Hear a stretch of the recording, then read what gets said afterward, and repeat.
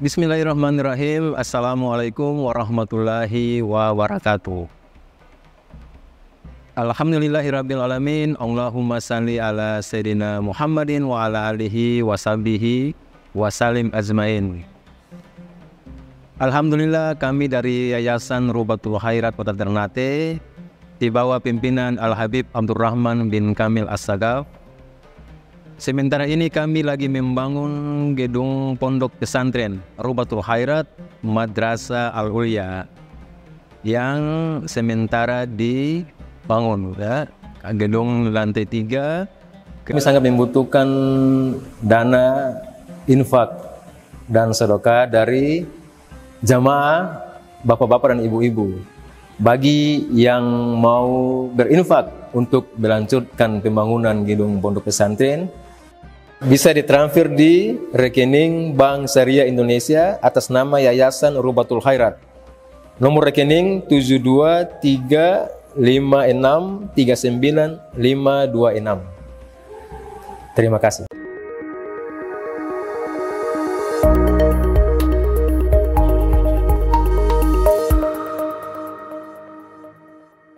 Bab azan ba'dal fajr, sesudah tiba fajar shadiq.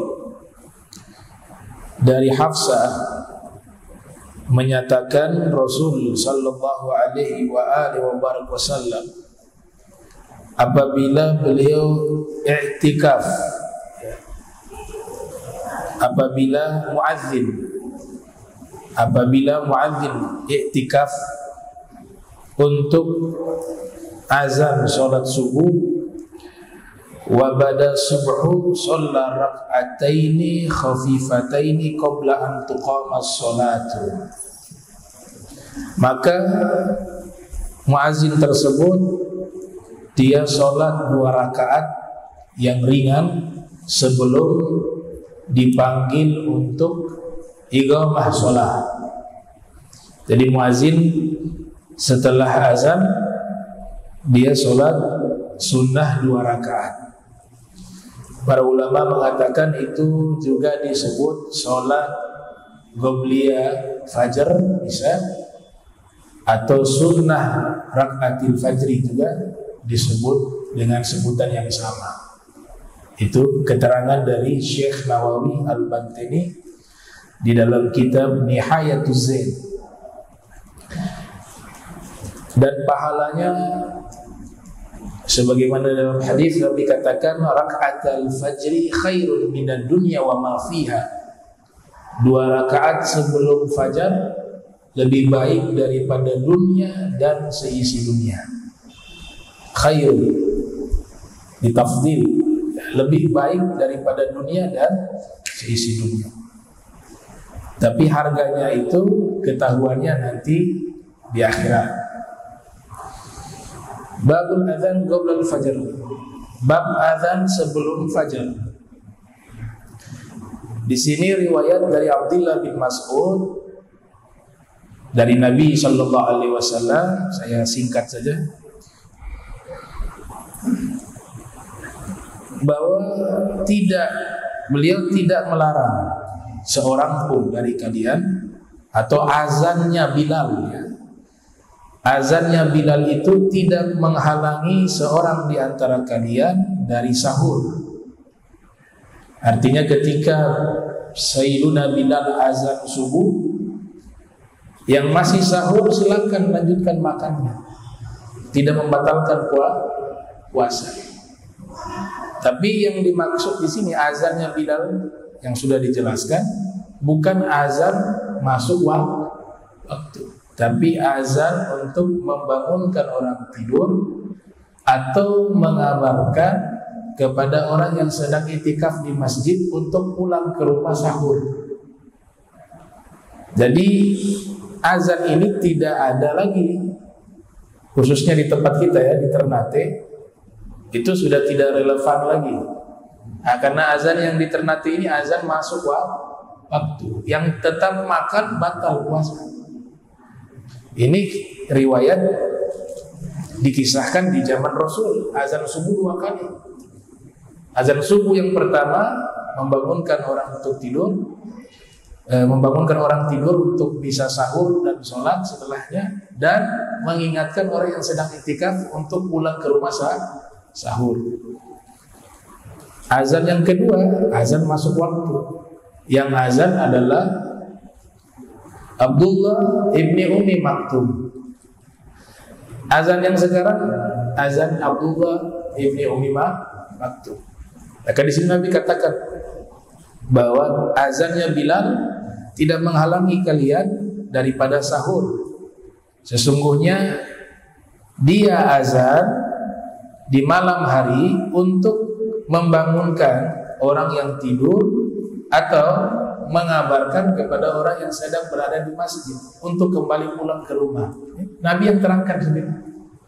Azannya Bilal itu untuk memanggil atau memberikan kabar kepada orang yang berada di masjid untuk pulang ke rumah. Mungkin ada yang itikaf ya dari Isya, ada yang itikaf dari Maghrib dan seterusnya. Tiba sahur, azannya Bilal itu sebagai tanda bahwa sudah tiba waktu saat mereka kembali pulang untuk sahur di rumah mereka, atau membangunkan orang yang tidur. Walaysa an yaqula al-fajr aw as-subh wa qala bi asabihi wa rafa'aha ila fawq wa taqta'a ila al-asfal hatta yaqul hakadha yushiru bi sabbabatayhi ihdahuma fawqa al-ukhra thumma maddahuma an yaminihi wa shimalihi. Bab baina kulli adzanaini salat liman sya. Kemudian Imam Bukhari membuat satu bab lagi, namanya bab yang membahas ada salat di antara dua azan bagi siapa yang menghendaki. Dari Abdullah bin Mughaffil Al-Muzani bahwasanya Rasul sallallahu alaihi wasallam bersabda, baina kulli adzanaini salatun thalatha liman syaa, wa fi riwayah baina kulli adzanaini salatun thumma qala fi thalitha liman syaa. Di dalam syarah Al-Imam Ibn Hajar Al-Asqalani dalam kitab Fathul Bari, di situ diterangkan ada satu solat yang dilakukan sebelum maghrib, Qobliyah maghrib. Nah, Qobliyah maghrib itu Nabi katakan solat tersebut liman syaa, bagi siapa yang mau melakukan silakan. Memang di Ternate itu sebagaimana yang sudah pernah diterangkan, azan langsung qomat, ya, menggunakan qaul qadim, ya. Qaul qadimnya Imam Syafi'i digunakan. Ada qaul jadid. Kalau qaul jadid itu justru lebih lebih lama, ya. Qaul qadim itu justru lebih cepat. Yang pernah saya bahas di Muhajir di Alamin, masih ingat ya? Ya. Qaul qadim atau jadid, pokoknya dua pendapat Imam Syafi'i itu justru yang kuat itu adalah qaul qadimnya. Nah, waktu ada sahabat di sini sholat sebelum maghrib, ada yang bertanya kepada Rasul, wahai Rasul, itu dia sholat sebelum maghrib, maknanya apakah ada qobliyah maghrib? Maka Nabi katakan, sholli liman syaa, ya, sholatlah kalian bagi yang mau. Dari sinilah para fuqaha menyatakan bahwa sholat qobliyah maghrib hukumnya itu sunnah ghairu muakkadah, sunnah yang tidak terlalu ditekankan. Yang mau laksanakan silakan, yang tidak laksanakan juga tidak mengapa. Itu kalau setelah azan masih ada waktu, kesempatan untuk orang sholat, setelah itu qomat. Ya. Tapi di Ternate menggunakan mazhab yang memang harus segala untuk qomat. Dan itu dua pendapat dari Imam Syafi'i, ya. Ada qaul qadim, ada qaul jadidnya. Saya lupa persisnya yang mana tuh yang jadid, yang qadim. Lupa persis. Kemudian di sini dinyatakan juga adab, ya, bab man qala, bab bagi orang yang azan ketika safar. Kemudian di sini Nabi SAW, ya, beliau digambarkan oleh Malik bin Huwairith, sahabat namanya Malik bin Huwairith, yang mengatakan ataitu Nabiyya sallallahu alaihi wasallam fi nafarin min qaumi fa agamna indahu 20 lailatan wa kana rahima rafiqa. Ia mengatakan bahwa saya mendatangi Nabi, dan pada waktu itu Nabi sedang berkumpul dengan sekelompok kaum muslimin. Maka kami qomat, kami menetap di sisinya, tinggal bersamanya selama 20 lailatan, 20 malam. Wa kana rahima rafiqa. Beliau sangat berkasih sayang kepada umat, sangat penyayang, sangat pengasih, rahima rafiqa. Falamma ra'a syaukana ila ahalina qala irji'u fakunu fihim wa'allimuhum wa sallu. Nabi lihat ini mereka tinggal bersama Nabi sampai 20 malam. Kemudian Nabi mengatakan, ketika Nabi lihat mereka sudah ada yang rindu kepada keluarga mereka, Nabi mengatakan kepada mereka, kalian kembali pulang, berkumpullah dengan keluarga kalian, dan ajarkanlah mereka ilmu yang telah aku ajarkan kepada kalian, dan sholatlah kalian. Apabila waktu sholat telah tiba dan salah seorang di antara kalian sudah melantunkan azan, maka pilihlah yang paling besar di antara kalian yang menjadi imam. Jadi Nabi perhatian juga. Beberapa orang tinggal bersama Nabi sampai 20 malam, 20 hari. Nabi lihat mereka rindu kepada keluarga. Nabi suruh pulang. Tapi Nabi kasih pesan, ilmu yang saya ajarkan kalian harus sampaikan. Ini kewajiban kepala keluarga. Di rumah itu harus tetap juga ada pengajaran kepada istri ataupun anaknya. Itu wajib. Falyuballigh asyahidu minkumul ghaibah. Hendaklah yang hadir menyampaikan ilmu kepada yang tidak hadir, termasuk keluarga, bahkan lebih utama itu. Bab azan dan iqamah dari Ibnu Umar, bahwasanya Rasulullah SAW beliau memerintahkan muazzin melantunkan azan, kemudian di waktu tersebut berkata, Allah sallu fir rihal fi lailatil baridah awil matirati fi safar. Perhatianlah kalian, sholatlah di tempat-tempat tinggal kalian jika malam itu sangat dingin. Ini sekarang di Tanah Suci lagi musim dingin, ya. Bisa sampai 18 derajat, 17 derajat, bahkan 8 derajat Celcius. Itu di saat ini lagi musim dingin. Nah, di zaman Rasul demikian, kalau cuaca sangat dingin itu disuruh sholat di tempat tinggal saja. Untuk kondisi mereka di zaman itu sangat menyulitkan, karena tidak semua orang mampu membeli pakaian yang tebal, ya, kayak kita zaman sekarang ada jaket. Tapi zaman mereka banyak orang yang susah, sehingga nanti membahayakan diri mereka. Itulah yang Nabi katakan la dharar wa la dirar. Jangan kalian membahayakan diri kalian dan jangan kalian membahayakan orang lain. Al-matirah, al-matirah artinya hujan lebat. Fi safar, ketika sedang safar. Jadi ada sunnah azan.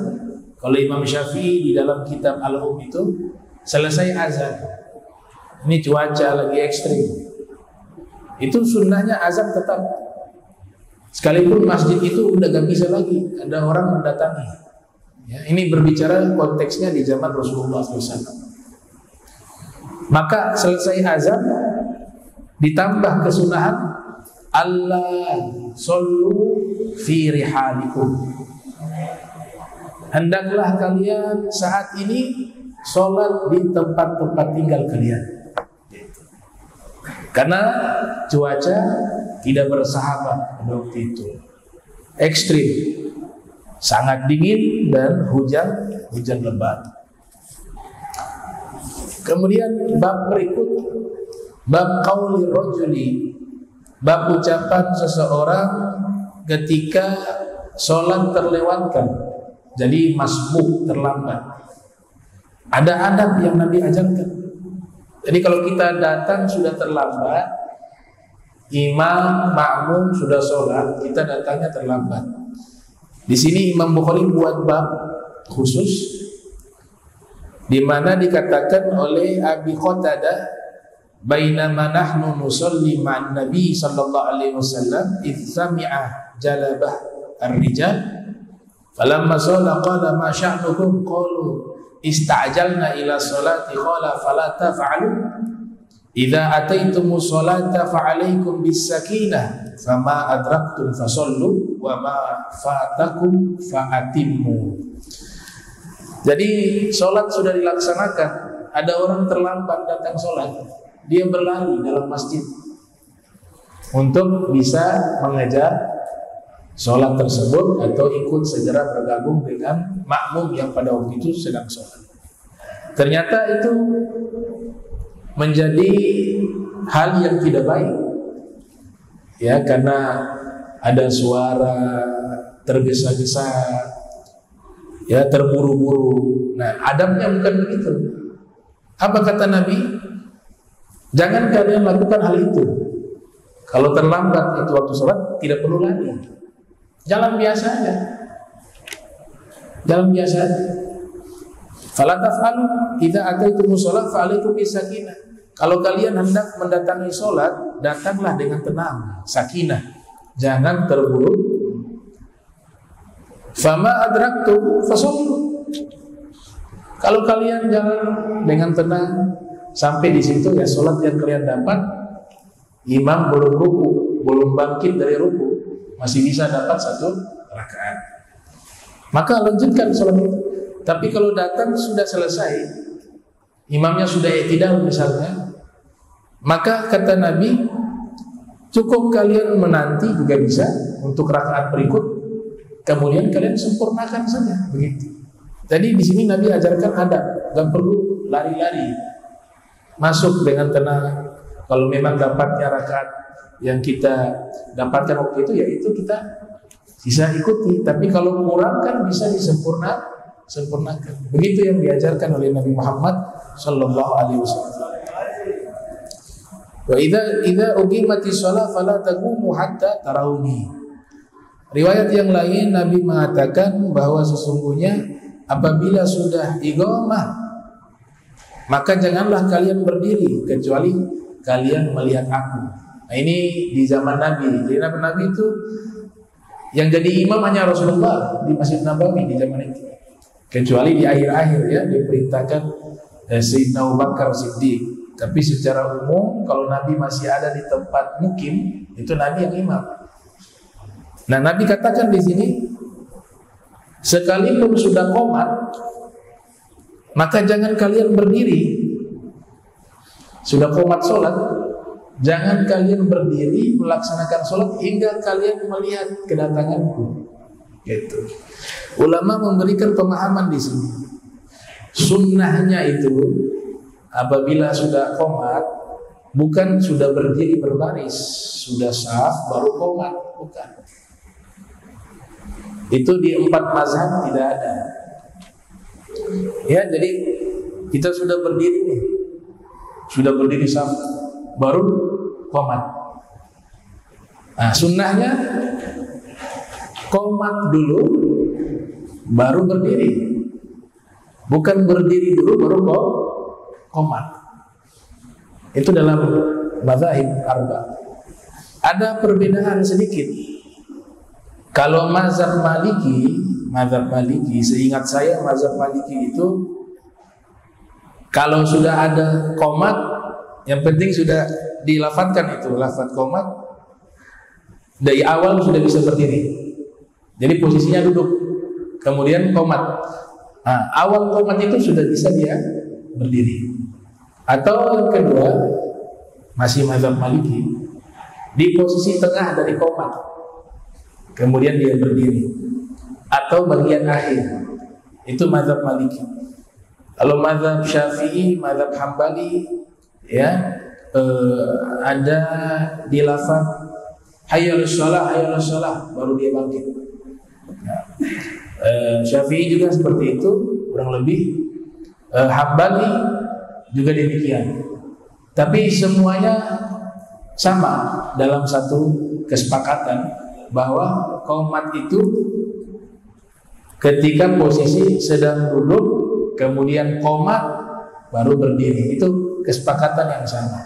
Jadi bukan berdiri dulu baru qomat. Cuma itu ya sudah jadi kebiasaan juga, kita berdiri dulu baru qomat. Ya, padahal duduk, qomat, kemudian berdiri. Dengan catatan. Catatannya adalah pada masa itu mereka sudah duduk di saf terlebih dahulu. Jadi sudah rapi itu. Sehingga ketika qomat berdiri. Bukan terpisah-pisah. Ya. Kalau duduknya jauh, itu akan memakan waktu yang cukup lama dia. Nanti dia juga akhirnya lari dan seterusnya. Jadi mereka sudah duduk secara rapi paling minimal, kemudian qomat baru berdiri. Coba biasakan praktek begitu. Itu sesuai dengan pendapat para imam, ya, 4 mazhab. Qomat baru bangkit. Kemudian di sini An Anas radhiyallahu anhu uqimatis shalah wan nabiy yunaji rajulan fi janibi masjid. Fama qama ila sholati hatta nama qaum. Pernah kejadian ini sudah qomat nih. Mungkin dia lihat Nabi sudah ada. Kemudian dia qomat. Nabi keluar dari masjid, padahal imamnya Nabi. Ketika sudah qomat, Nabinya keluar dari masjid, sedang memanggil seseorang. Sini dikatakan yunaji rajulan fi janibil masjid. Nabi sedang memanggil seseorang di pinggir masjid. Tapi posisinya sudah qomat. Enggak ada yang berani gantikan tuh. Tidak ada yang berani gantikan posisi imam. Sekalipun mereka sudah bersaf-saf di tempat mereka, sudah qomat lagi. Nabinya keluar dari masjid sedang memanggil seseorang. Sampai kapan itu? Ternyata lama Nabi di luar. Nabi di luar masjid itulah lama. Fama qama ila shalah hatta nama qaum. Saking lamanya sampai yang di saf itu ada yang ketiduran. Tidur. Di sini mungkin nanti kita kembangkan di pertemuan berikut. Saya sempat baca di dalam kitab Al-Imam Al-Qastalani, ya, syarah dari ringkasan Sahih Al-Bukhari, bahwa qomat itu sekalipun ada jeda waktu yang lama, nggak ada masalah. Misalnya ada imam, guru kita yang sangat kita muliakan misalnya, tahu-tahu sudah qomat, beliau mungkin mau ke toilet. Nah, kita di majelis sambil tunggu gak apa-apa. Ya, toilet, habis itu mungkin mandi, ya, habis mandi baru datang lagi, tinggal dilanjutkan, tidak perlu diulang lagi qomatnya. Ada pendapat ulama seperti itu, ya, bahwa berdasarkan hadis ini Nabi keluar dari masjid sedangkan sudah qomat dan durasi waktunya sangat panjang, sehingga di sini dikatakan hatta namal qaum. Banyak manusia, banyak orang tertidur pada waktu itu. Saking lamanya waktu menunggu kedatangan Nabi Muhammad sallallahu alaihi wasallam. Makanya di sini Imam Bukhari membuat judulnya. Judulnya di sini beliau katakan bab al-imam. Bab al-imam tu'radu lahul hajatu ba'dal iqamati. Ini luar biasa nih, judulnya sudah bisa kita ambil hukum dari judulnya. bab imam yang tiba-tiba ada hajat, padahal ba'dal iqamah, setelah adanya iqamah, sudah iqamah ada hajat, maka di situ Imam Bukhari mengisyaratkan bahwa hal itu tidak ada masalah. Kita sambil menanti sang imam untuk kembali hadir menjadi imam tanpa mengulangi qomat.